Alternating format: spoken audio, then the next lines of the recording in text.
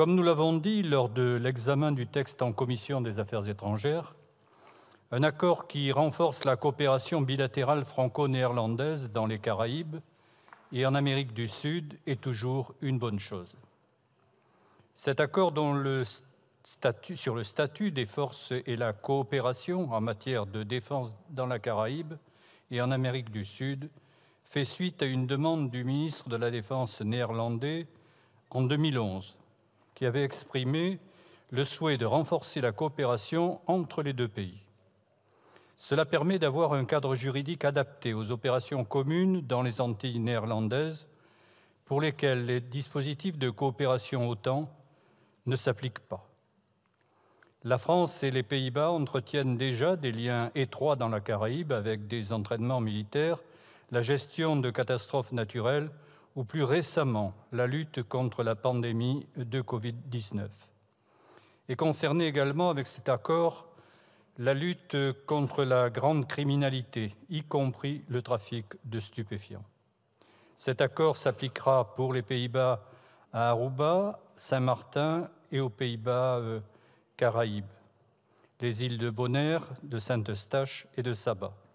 Pour ce qui est de la France, l'accord s'appliquera à ces territoires dans les Caraïbes et en Amérique du Sud, la Guadeloupe, la Martinique, Saint-Barthélemy, Saint-Martin et la Guyane.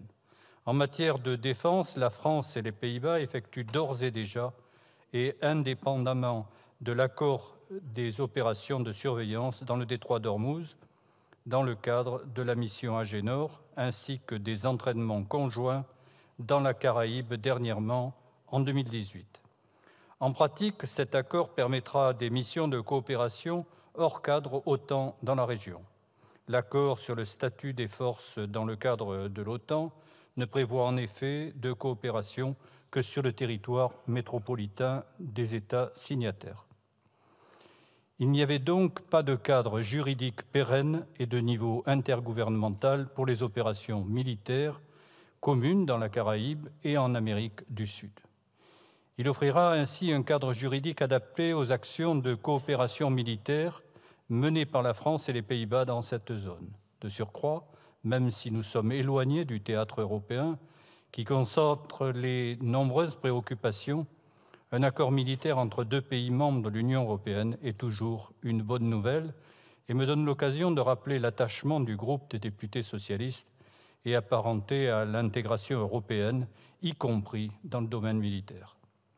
La France et les Pays-Bas entretiennent déjà des liens étroits dans les Caraïbes et un renforcement de la coopération est indispensable dans une région du globe où les deux pays sont souvent amenés à travailler ensemble. L'île de Saint-Martin, dont le nord-est français et le sud néerlandais en est le parfait exemple. Cet accord bilatéral porte également sur l'organisation d'exercices d'aide humanitaire et de gestion de catastrophes. L'ouragan Irma, qui avait dévasté notamment l'île Saint-Martin en septembre 2017, a montré l'importance d'une coopération structurée et pérenne entre la France et les Pays-Bas dans ce domaine. Cet accord intergouvernemental permettra à l'avenir une meilleure gestion par les forces de défense et de sécurité de ce type de catastrophe humanitaire. Pour toutes ces raisons, les socialistes et apparentés voteront donc l'approbation de cet accord. Merci.